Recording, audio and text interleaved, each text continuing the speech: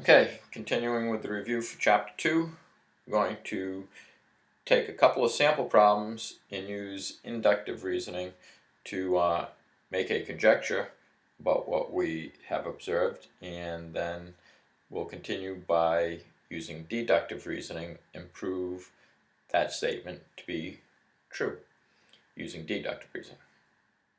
So to get started here, the given information says that the measure of angle 1 equals the measure of angle 3, and it says the measure of angle 1 equals 63.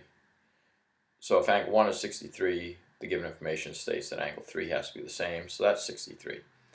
But then looking at the diagram, specifically this part of the diagram, angles 2 and 3, we're going to state if angle 3 is 63, angle 2 has to be 63, because we've gone over a theorem that states vertical angles are congruent, or in other words, equal in measure.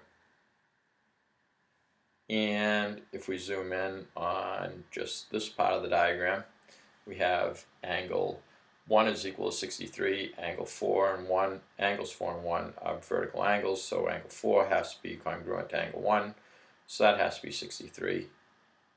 And we've answered those two questions. Next problem, number 3, part B, is very, very similar. We have angles 1 and 3 are again equal in measure, and angle 1 now is 58 degrees. So if angle 1 is 58, angle 3 has to be 58, because given that they're equal. And angles 2 and 3 are again vertical angles, so therefore if 3 is 58, angle 2 has to be 58. So that's our first answer.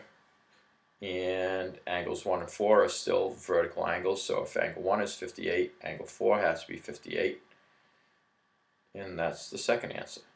So looking at these two problems, 3A and 3B, we can see that 2 and 4 ended up being the same here, and 2 and 4 ended up being the same here.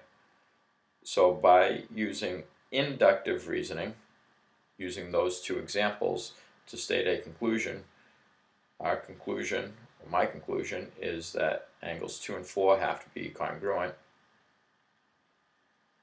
or appear to be congruent, or in other words, they're equal in measure. So that's inductive reasoning gave me that conclusion. Now we're going to use deductive reasoning to try to prove that last statement, that if angles 1 and 3 are equal in a diagram like this, angles 2 and 4 have to be equal. So this statement right here is what we're going to try to prove. So we're going to complete the proof as a two-column proof. What I would like you to always do is to start your proofs right now by stating the given information. So measure of angle 1 equals the measure of angle 3. Anytime you make a statement, you have to back it up with a reason. So we know this is true because it was given as being true. Now we want to state something that we know is true and why we know it's true. So I'm going to zoom in on a small part of the diagram, that part of the diagram, and state something I know is true. So looking at these two angles, angles 2 and 3 have to be congruent or equal in measure because they have vertical angles. And we've gone over a theorem already that states vertical angles are congruent or equal in measure. So because I have equations here, I'm going to state that the measure of angle 2 equals the measure of angle 3, because vertical angles have equal measures.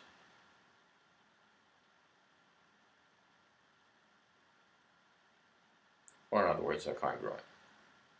I'm not using the word congruent here because I can see that I'm dealing with all equations of the given information. Then I want to zoom in on another part of the diagram, this part of the diagram, and I want to look at angles 1 and 4 and state something that's true about those. Because they are vertical angles, they have to be congruent or equal in measure, so I'll add that to the proof. You can add anything you want to the proof as long as you know why it's true.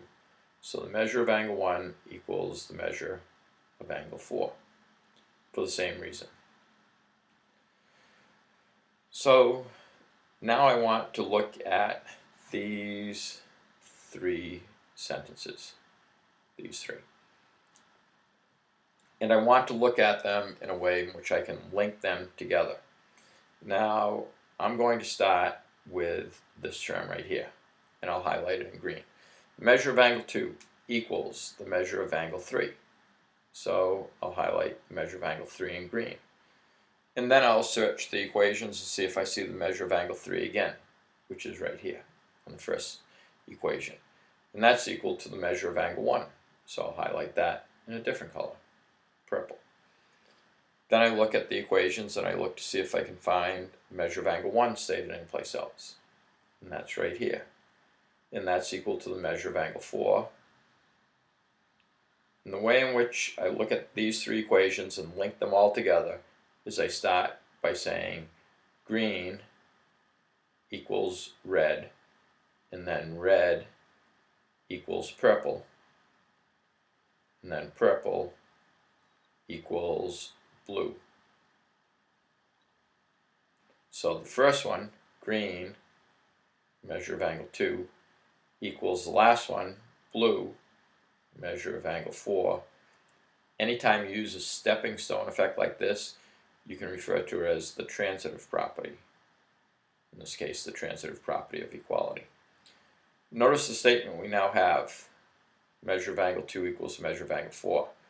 All of the statements that preceded this and this statement are justified in the reason column with the word given, or a theorem, postulate, or definition.